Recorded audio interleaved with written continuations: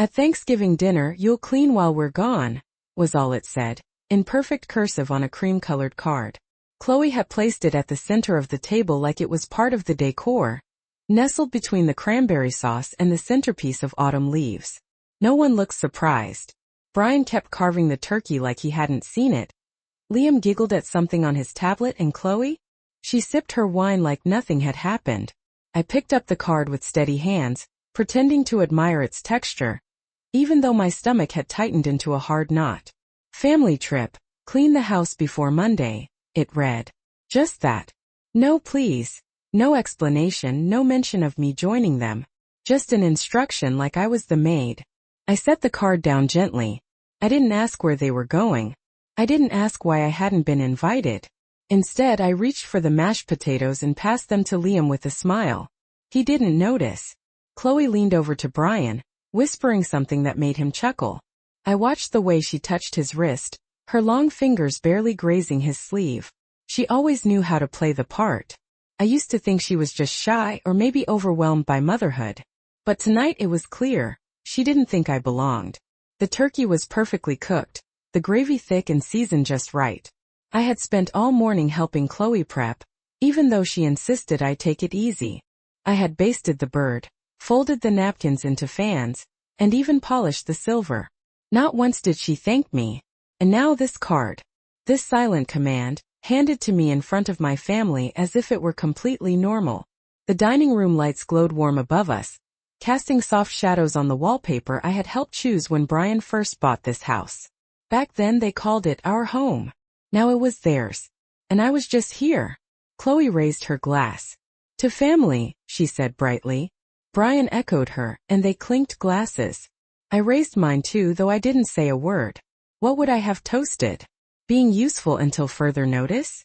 I looked around the table. The china was mine. The table runner too. I had gifted it to Chloe on their 5th anniversary. She had never used it before. Suppose tonight it served a purpose. To make everything look picture perfect before they disappeared on their little getaway. Liam asked for more stuffing. I served him quietly. He didn't ask who made it. I knew he wouldn't.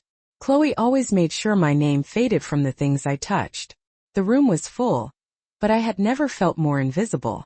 I pressed the linen napkin to my lap and forced myself to chew the food that now tasted like paper. We'll be back Monday afternoon, Chloe said casually, still not looking at me. Just leave the key on the counter when you're done. Brian nodded, not even glancing up. That was when it clicked. They didn't forget me. They excluded me. On purpose. And the card wasn't a joke, it was a message.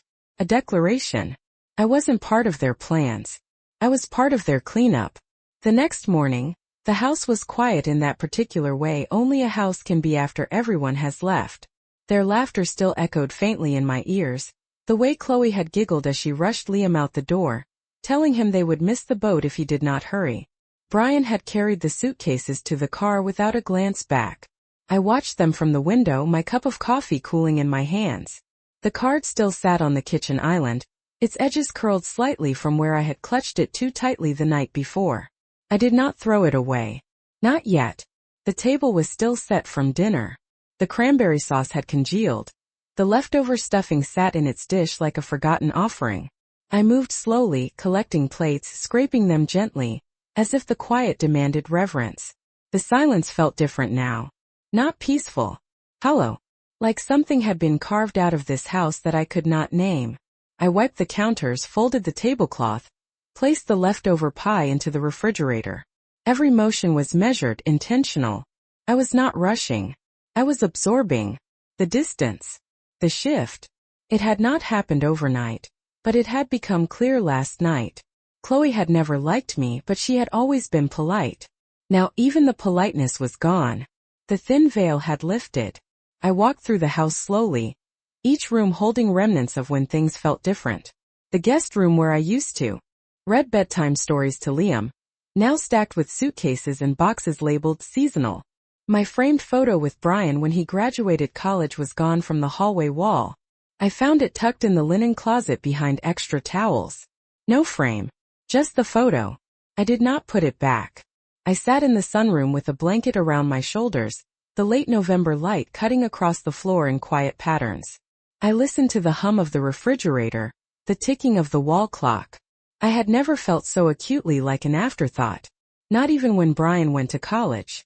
Not even when Chloe forgot to include me in the family newsletter she started sending each Christmas. I had brushed those things off. But this felt final. This felt orchestrated. I made myself a sandwich with what was left in the fridge. No one had asked if I needed groceries while they were gone. The bread was slightly stale. I ate it anyway. I looked out at the backyard where the leaves had turned brittle and gold. Brian used to rake them with me when he was young, piling them high just so he could jump in. Liam had never done that with me. Chloe said he had allergies. I had believed her.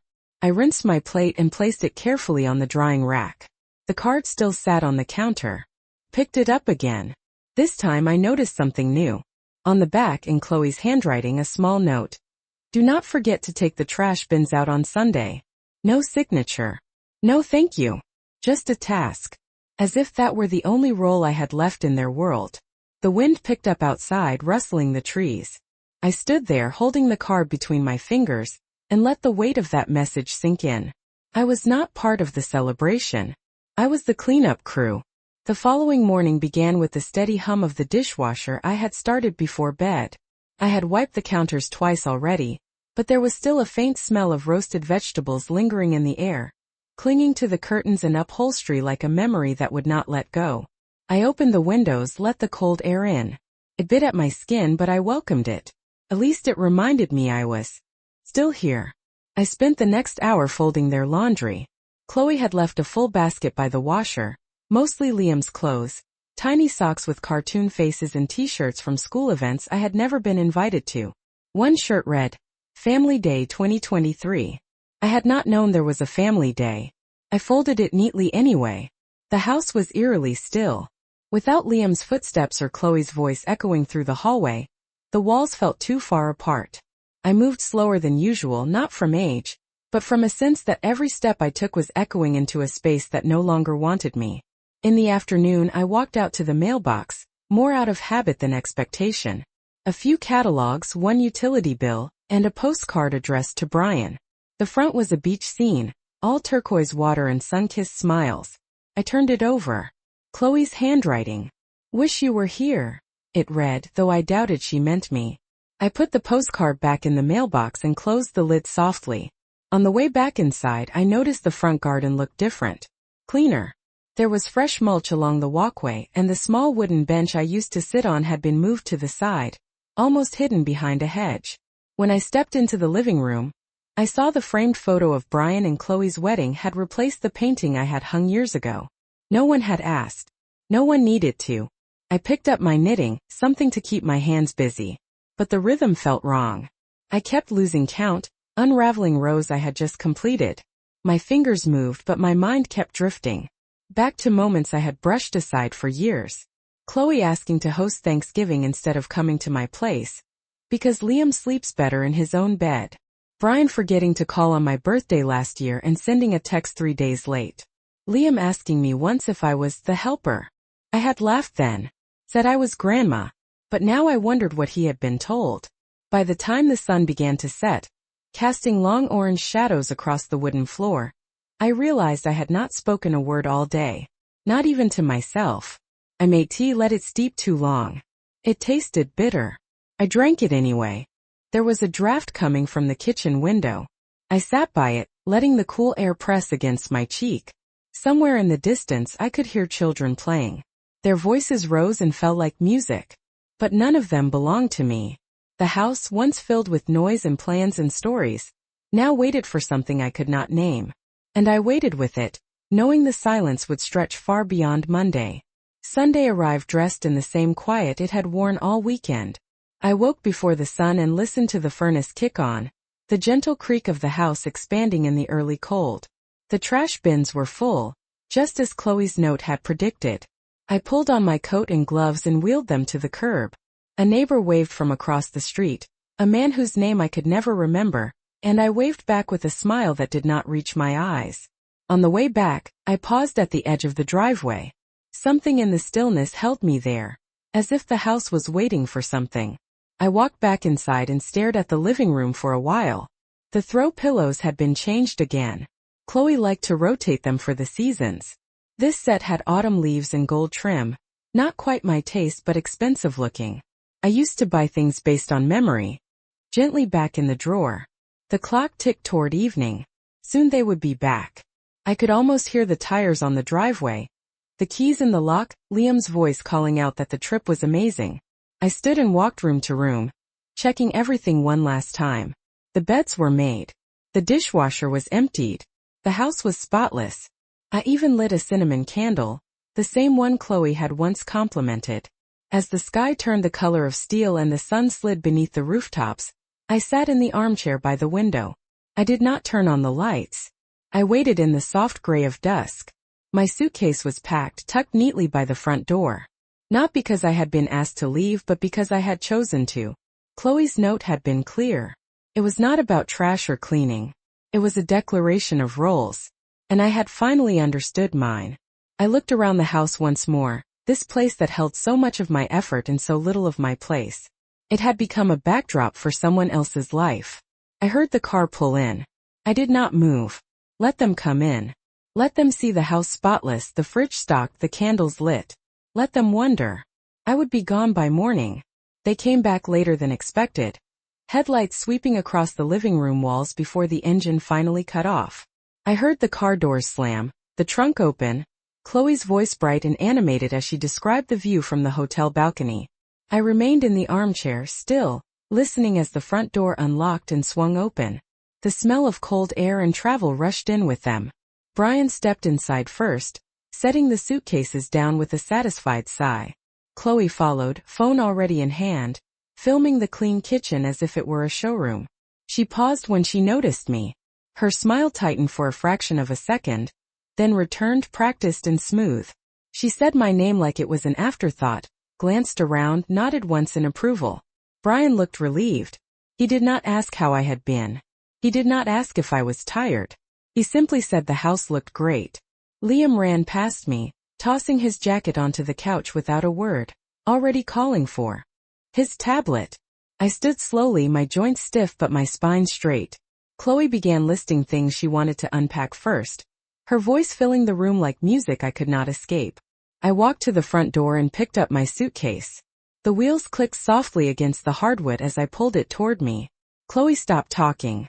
Brian turned. There was confusion in his eyes, then something like irritation. He asked where I was going, as if the answer were obvious and inconvenient. I told him I had made arrangements. I did not raise my voice. I did not accuse. I simply said I would not be staying. Chloe laughed, a quick sound that did not reach her eyes, and said this was unnecessary drama. She reminded me that they needed help this week, that Liam had school projects, that the house ran better when everyone did their part. I looked at her, really looked at her, and realized she was not angry. She was inconvenienced. Brian stepped closer, lowering his voice, asking me to reconsider, telling me it was only temporary. I nodded once, thanked him for the roof over my head, and told him I had already cleaned the house, just as requested. Chloe frowned then, her gaze flicking to the kitchen, the living room, the polished surfaces she had come to expect. I reached into my coat pocket and placed the card back on the entry table, the same cream-colored card she had left for me days earlier. I told her she had been very clear. There was nothing more to discuss. I walked past them, opened the door and stepped out into the cold night. The air felt sharper, cleaner. I did not look back. At the end of the driveway I paused, took one steady breath and continued on. The house behind me glowed with warm light, full of voices and plans that no longer included me. I felt lighter with every step, not because I had nowhere to go, but because I had finally stopped waiting to be invited. The motel room smelled faintly of pine-scented cleaner and something older, something forgotten. The walls were beige, the bedding a faded floral print, and the heater clicked when it turned on. It was not home, but it was mine for the night. I placed my suitcase by the closet and sat on the edge of the bed, listening to the soft hum of the ice machine down the hall. Outside, the parking lot was nearly empty, just a few scattered cars beneath the flickering light of a faulty street lamp. I had not told anyone where I was going. There was no one to tell. I had called ahead earlier that week, quietly, carefully, booked the room with the little money I had saved from grocery rebates and birthday checks I never cashed. I had not needed much. Just a place to breathe. I unpacked slowly, setting out my pajamas, toothbrush, a paperback novel I had never gotten around to reading. It felt strange to see my things in a new space, untouched by anyone else's routine or expectations. There was no list taped to the fridge, no passive notes on the counter. Just silence and the hum of my own thoughts. I made tea with the motel's tiny kettle and sat by the window as the steam curled into the cold air. I thought about Brian, how he used to bring me dandelions when he was little. He once said I was the best part of his day. Now I could not remember the last time he looked at me like I mattered. Chloe had not changed overnight. She had simply grown comfortable enough to stop pretending. And I had allowed it, each year giving up a little more ground, telling myself it was just a phase, just stress, just growing pains. But sometimes things do not grow back. They rot quietly while you keep setting the table. I thought about Liam. I wondered if he would remember me, or if his memories would be shaped by stories Chloe told, filtered and rearranged. Would I be the helper? The one who cleaned while they went away? Or would I disappear completely?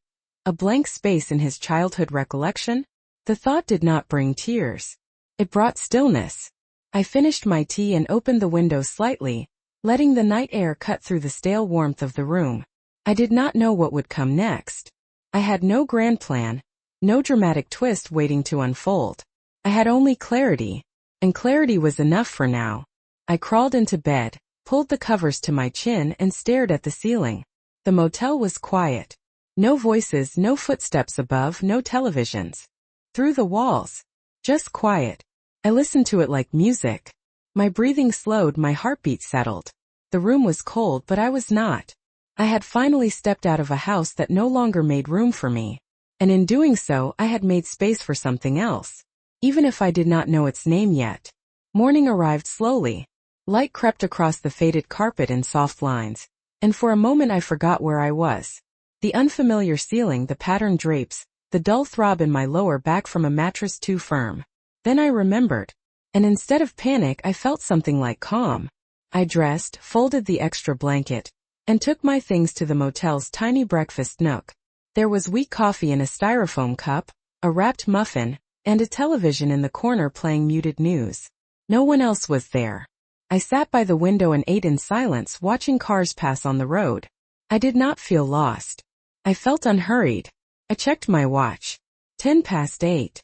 They would all be getting ready for the day now. Chloe would be handing Liam his backpack, reminding him not to forget his lunch. Brian would be pouring coffee, maybe wondering why I had not called. But he would not call me first. He never did.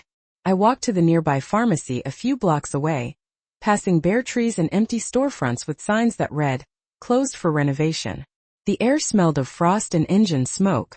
The pharmacist, a young man with kind eyes, helped me find a heating pad and a small bottle of lotion.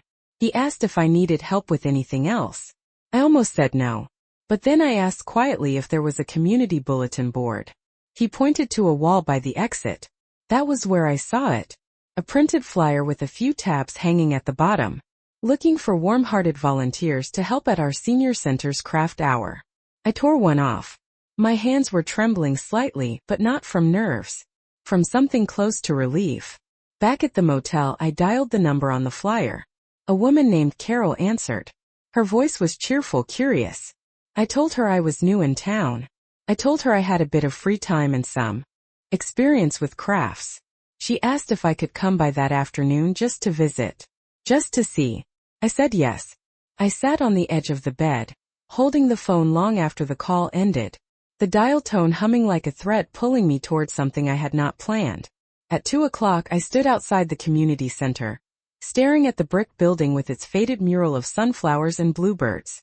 A woman in a red scarf waved to me from the entrance. Carol. She greeted me like we were already old friends. Inside, the room was bright and smelled faintly of cinnamon and glue sticks. A long table had been set with small projects, pinecone turkeys, paper snowflakes, yarn ornaments. A group of women sat chatting softly, their hands busy, their eyes kind. Carol introduced me as Margaret, a guest and maybe, if we are lucky, a regular. No one asked where I was from. No one asked why I was here alone. They simply pulled out a chair and made space. I sat down. I picked up a glue stick. I listened. And for the first time in what felt like years, I did not feel like someone who had been left behind. I felt like someone who had arrived. The following days settled into a rhythm that surprised me with its simplicity. I would wake early, make tea in the motel's tiny coffee maker, then walk to the community center with a paper bag of leftover muffins from the breakfast nook. Carol always greeted me with a smile and a story about her cat or the latest mishap with her neighbor's leaf blower. The women around the table began remembering my name, calling out "Good morning, Margaret," like I had been part of their circle for years. We made wreaths from twigs and ribbon, painted ornaments, strung popcorn garlands. I found comfort in the textures, the soft tug of yarn, the crisp sound of cutting paper, the scent of cinnamon glue. It was not what I had imagined my life would be at 71, but it was more honest than anything I had experienced in a long time. One afternoon, Carol asked if I might be interested in something more permanent. There was a small room upstairs, she said, usually reserved for visiting caretakers or short-term volunteers. It had a kitchenette and a window that faced the old church across the street. I hesitated. My mind flashed to the house I had left, the guest room I once slept in, the hallway that held none of my photos. I asked how much. Carol waved the question away. "We are not charging you," she said gently. "You have already given more than you know." I moved in that weekend. The room was small, but I arranged my few things with care. I placed a photo of Brian as a toddler on the dresser, a gift from a drawer full of forgotten frames back at the house. I found a thrift store a few blocks away and bought a second-hand lamp with a green shade. The light it cast in the evenings was soft and steady, like a quiet reassurance. On Sunday, I walked to the library and used one of the public computers. I checked my email. There were no messages from Brian. One from Chloe short clipped. "Please let us know where you are." No greeting. No question about my well-being. I closed the tab and opened a new document. I wrote a letter. Not out of anger, not to explain, but to release. I told them I was safe.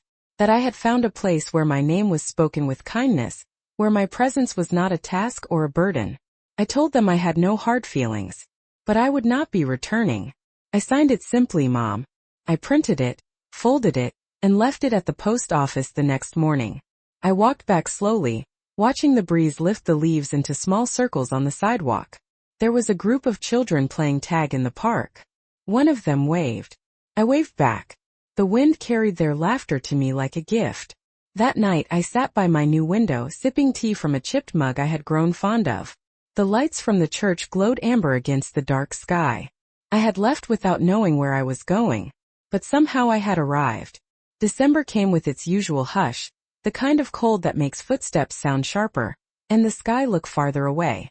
The community center began stringing lights across the windows, and the craft tables filled with red and green paper, jingle bells, pine branches that made the whole room smell like memory. Carol asked if I would help with the holiday luncheon. She said I had a way of making people feel steady, like a chair that never wobbles. I smiled at that. It had been weeks since I left the house behind, and I had stopped checking my email. Whatever waited there could wait longer. Some days I thought about Liam. I wondered if he had asked about me, if Chloe had changed the story, softened it for convenience. But most days I just thought about what to make for lunch, or how to arrange the table so everyone could reach the cranberry sauce. At the luncheon, I sat beside a woman named Elsie.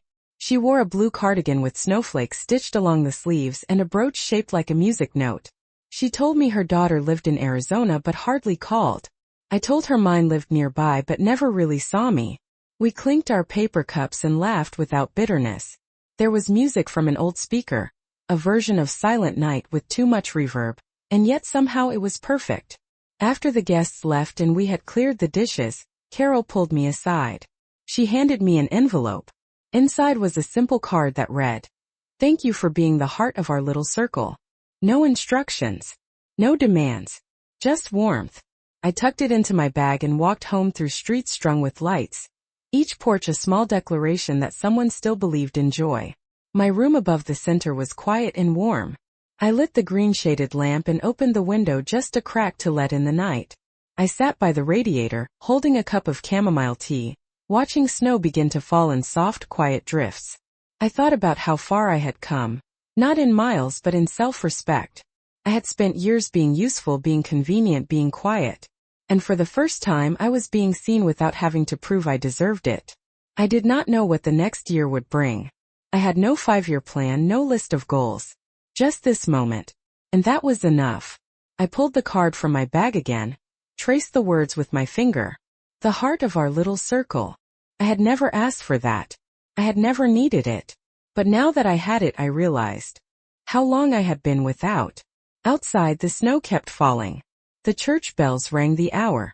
I closed my eyes and listened, not for a voice calling me back, but for the sound of a life that at last belonged only to me.